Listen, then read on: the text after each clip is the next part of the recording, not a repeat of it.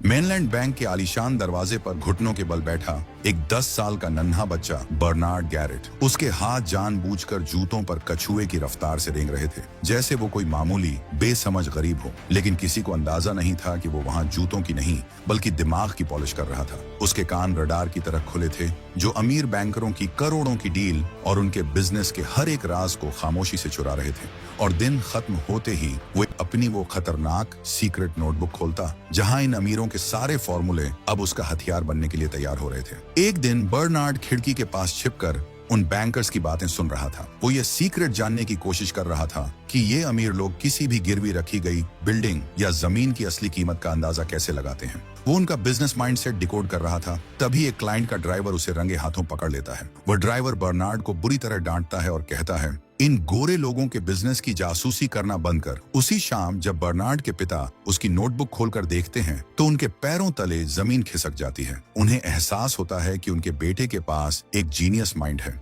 लेकिन एक कड़वी सच्चाई भी थी। पिता भारी मन से कहते हैं कि उसके कभी अमीर होने की संभावना बहुत कम है, क्योंकि गोरे लोग उसे कभी आगे बढ़ने ही नहीं देंगे। 15 साल बीत जाते हैं। बर्नार्ड ने अपनी दिन रात की मेहनत से कुछ पैसे जोड़े हैं। वह अपनी पत्नी और छोटे बेटे के साथ टेक्सास के उस कट्टर और घुटन भरे माहौल को छोड़कर सपनों के शहर लॉस एंजल्स चला आता है। यहाँ वे अपनी पत्नी के चाचा के घर एक बेहद छोटे से घुटन भरे कमरे में मामूली किराए पर रहते हैं। चाचा बर्नार्ड को ताना मारते हैं और सुझाव देते हैं कि उसे किसी फैक्ट्री में मजदूरी कर लेनी चाहिए।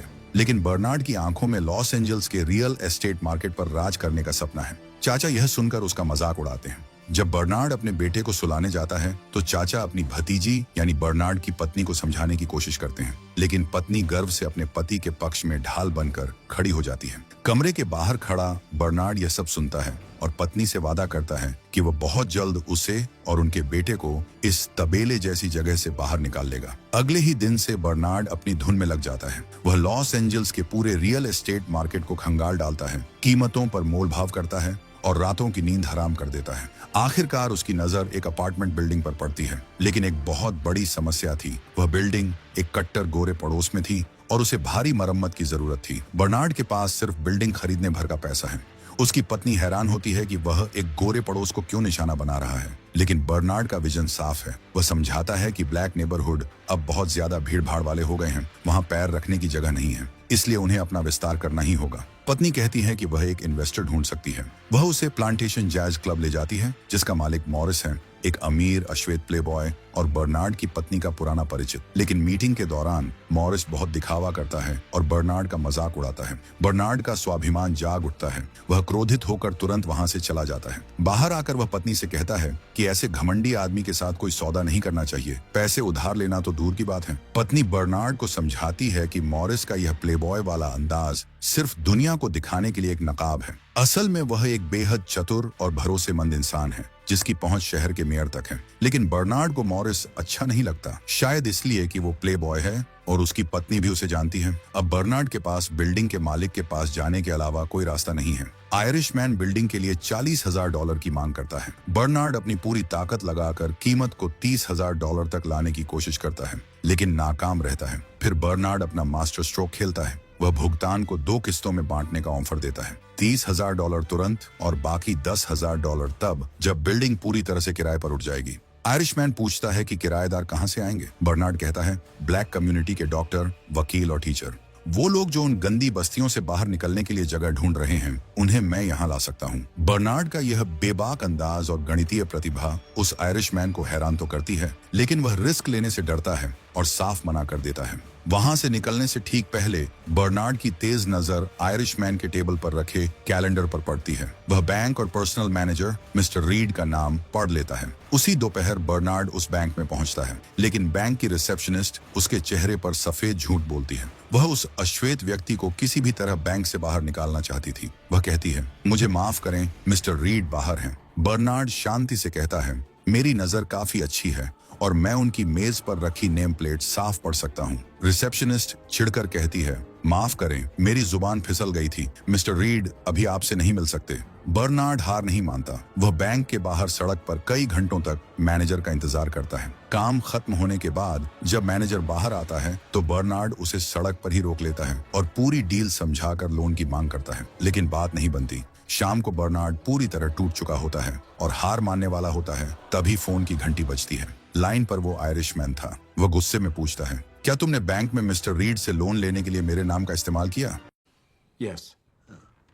लेकिन अगले ही पल वह बर्नार्ड को एक ऐसी खुशखबरी देता है जिससे बर्नार्ड की आंखों में आंसू आ जाते हैं। वह बताता है कि मैनेजर उसे लोन दे देगा क्योंकि वह आयरिशमैन खुद उसका गारंटर बनने के लिए तैयार है। वह बर्नार्ड के जुनून और जिद से इतना प्रभावित था कि उसे यकीन हो गया था कि ऐसा इंसान बिजनेस में कभी नहीं हारेगा। डील पक्की होने के बाद बर्नार्ड की पत्नी उसे एक छोटी जीत का जश्न मनाने उसी मॉरिस के जैज क्लब में ले जाती है। इस बार मॉरिस खुद बर्नार्ड के पास आता है और अपने अंदाज में बातचीत शुरू करता है।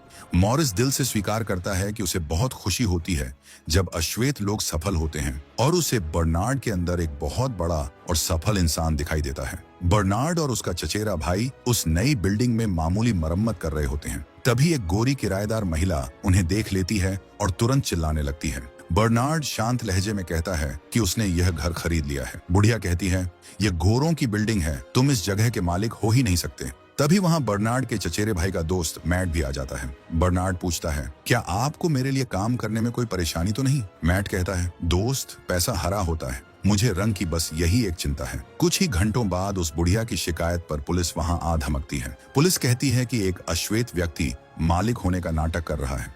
जब बर्नार्ड कहता है कि वह सच में मालिक है तो पुलिस उसका मजाक उड़ाती है। लेकिन जब बर्नार्ड अपनी जेब से मालिकाना हक के असली कागजात निकालकर दिखाता है तो पुलिस वालों के होश उड़ जाते हैं। उसी शाम बर्नार्ड उसी बिल्डिंग के एक अपार्टमेंट में रहने चला जाता है। उस बुजुर्ग महिला को यह बिल्कुल बर्दाश्त नहीं होता कि वह किसी अश्वेत के साथ एक ही बिल्डिंग में रहे, इसलिए अगले ही दिन वह घर छोड़कर चली जाती है। लेकिन वो घर खाली नहीं रहता। कुछ ही समय में वहां एक बेहद अमीर अश्वेत महिला किराएदार बनकर आ जाती है। बर्नार्ड तय समय पर आयरिशमैन का पाई चुका देता है। आयरिशमैन बर्नार्ड के जीनियस दिमाग का फैन हो जाता है और उसे 50-50 पार्टनरशिप का ढांसू ऑफर देता है। उनका मास्टर प्लान एकदम साफ था। उस दौर में अमेरिकी लोग आयरिश लोगों से भी चिढ़ते थे और उनके साथ बिजनेस करने से कतराते थे। इसलिए तय हुआ कि फोन पर सारा मोल भाव और गणित का खेल बर्नार्ड संभालेगा। लेकिन जब सौदे पर साइन करने की बारी आएगी तो आयरिशमैन अपना गोरा चेहरा लेकर आगे जाएगा। दिमाग बर्नार्ड का और चेहरा आयरिशमैन का, ये सीक्रेट जोड़ी मार्केट में छा जाती है। उनका बिजनेस आसमान छूता है और अपनी इसी कामयाबी से बर्नार्ड अपनी पत्नी को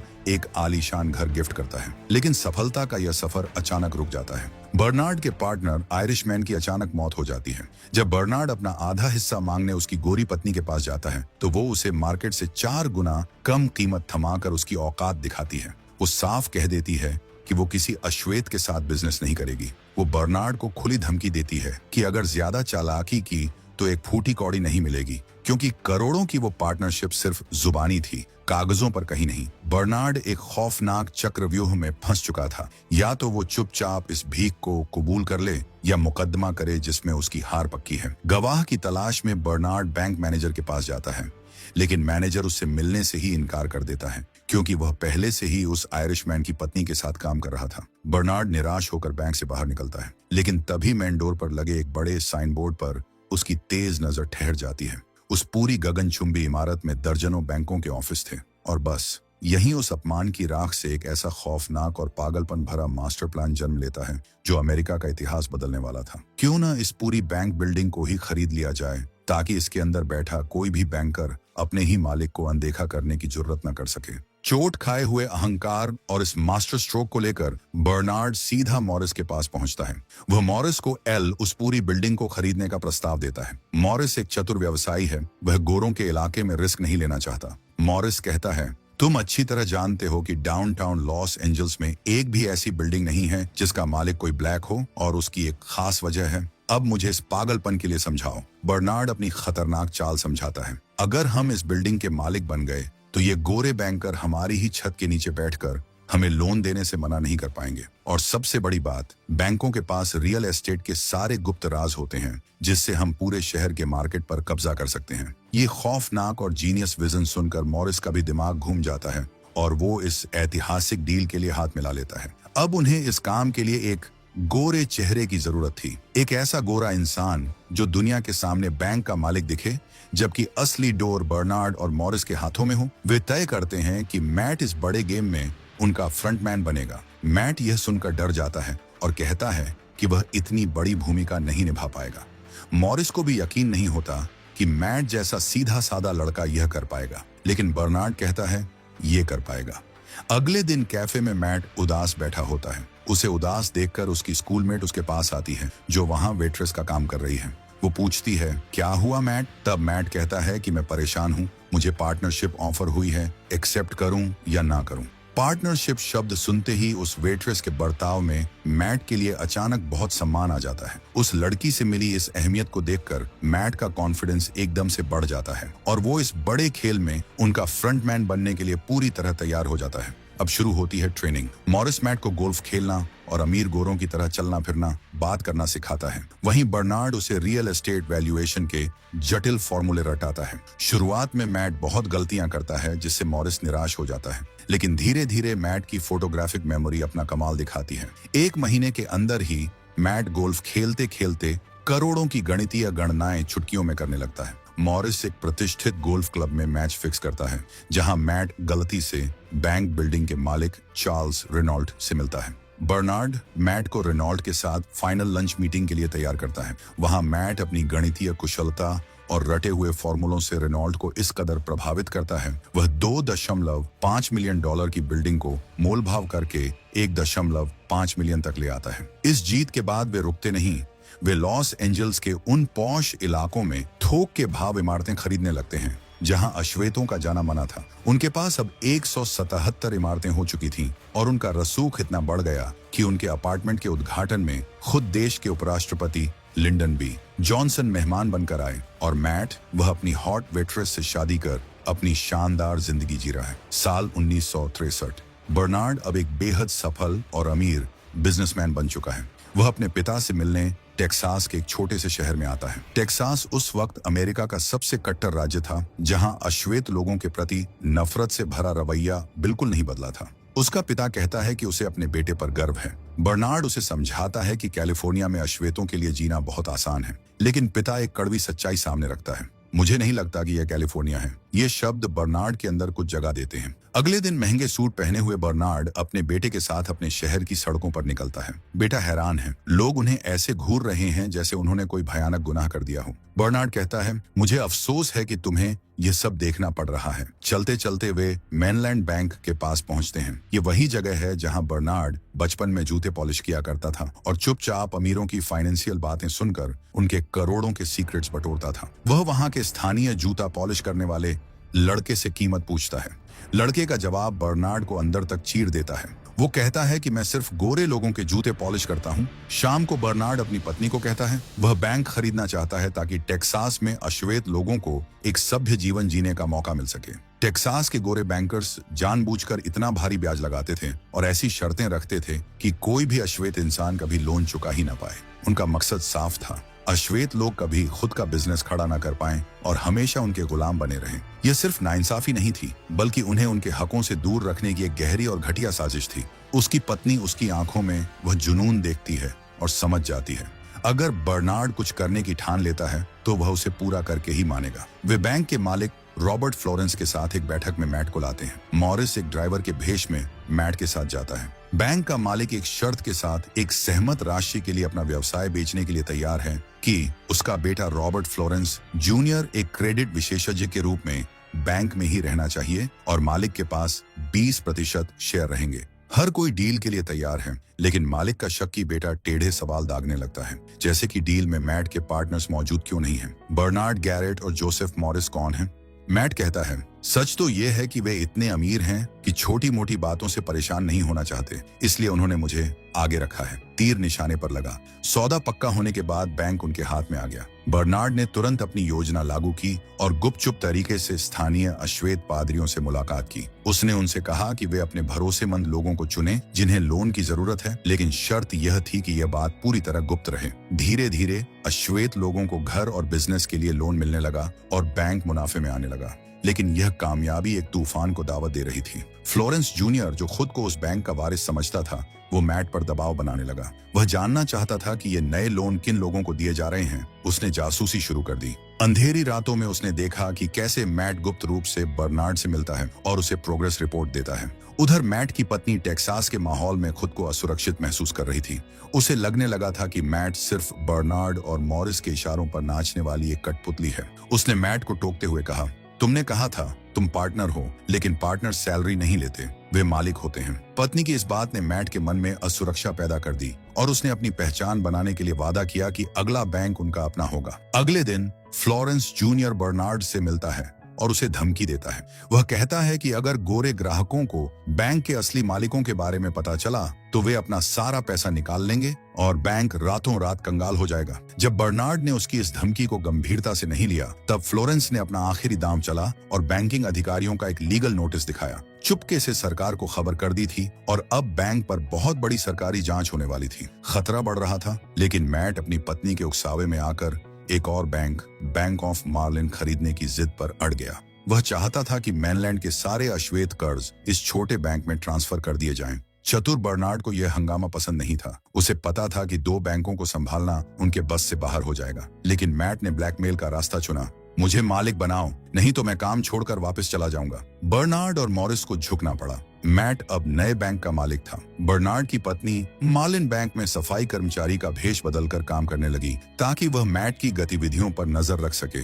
बर्नार्ड ने मैट को सख्त हिदायत दी थी, हर कर्ज की दोबारा जांच करना और केवल भरोसेमंद वकील के साथ काम करना। लेकिन अपनी काबिलियत के गुमान में चूर मैट ने सब कुछ नजरअंदाज कर दिया। उसने फ्लोरेंस के सुझाए हुए वकील को रख लिया, वही फ्लोरेंस जिसने उनकी मुखबिरी की थी। मैट ने बिना गहराई से पढ़े गंभीर चेहरा बनाकर लोन पार्टिसिपेशन एग्रीमेंट्स पर हस्ताक्षर कर दिए। उधर फ्लोरेंस का फोन आया। मेनलैंड बैंक में फेडरल अधिकारी जांच के लिए पहुंच गए हैं, क्योंकि यह खबर लीक हो गई है कि बर्नार्ड और जो इन बैंकों के असली मालिक हैं। तभी अचानक मार्लिन बैंक में भी सरकार की तरफ से ऑडिट बैठ जाता है। सरकारी अधिकारी फाइलों को खंगालने लगते हैं। बर्नार्ड, जो वहां एक सफाई कर्मी की वर्दी में था, चुपके से मैट को जवाब बताकर बचाने की कोशिश करता है, लेकिन तब तक खेल हाथ से निकल चुका था। अधिकारियों ने वो सारे बड़े लोन पकड़ लिए जो उस छोटे बैंक की कानूनी सीमा से कहीं ज्यादा थे। नियमों के गंभीर उल्लंघन की वजह से सरकार तुरंत बैंक का कामकाज सस्पेंड कर देती है। उनका पूरा साम्राज्य ताश के पत्तों की तरह ढह जाता है और वो लोग जैसे ही बैंक से बाहर निकलते हैं, FBI की टीम उन्हें गिरफ्तार कर लेती है। वॉशिंगटन की गूंजती हुई अदालतों में मामला अब राजनीति का था। सीनेटर चाहते थे कि इस मामले का इस्तेमाल बैंकिंग कानूनों को और सख्त करने के लिए किया जाए ताकि कोई और बर्नार्ड दोबारा खड़ा ना हो सके। मैट को 50 साल की जेल का डर दिखाया गया और उसने अपने ही साथियों की पीठ में छुरा घोंप दिया।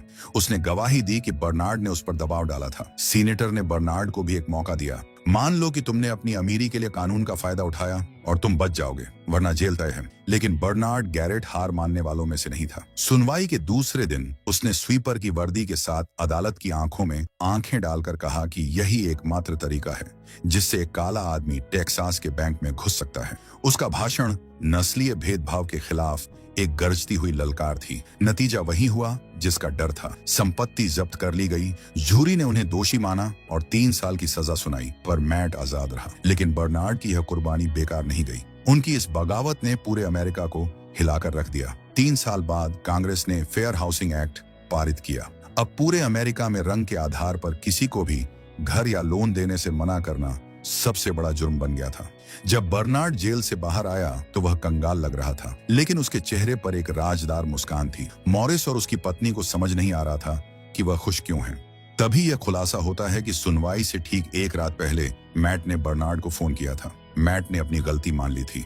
बर्नार्ड को यह अच्छी तरह पता था कि अगले दिन फैसला उनके खिलाफ आएगा और सरकार उनकी सारी संपत्ति जब्त कर लेगी। इसलिए बर्नार्ड ने मैट से एक आखिरी एहसान मांगा। बर्नार्ड ने गुप्त संपत्तियां बेचने को कहा, बल्कि उसने मैट को अपने बचे हुए पैसे सौंपे और कहा कि इससे पहले कि सरकार सब कुछ हड़प ले, तुम इन पैसों से बहामास में घर खरीद लो। कहानी का अंत टेक्सास की धूल भरी गलियों में नहीं, बल्कि बहामास के नीले समंदर के किनारे उन्हीं घरों में हुआ जहां ये दोस्त अब अपनी शर्तों पर आजाद जिंदगी जीने के लिए स्वतंत्र थे।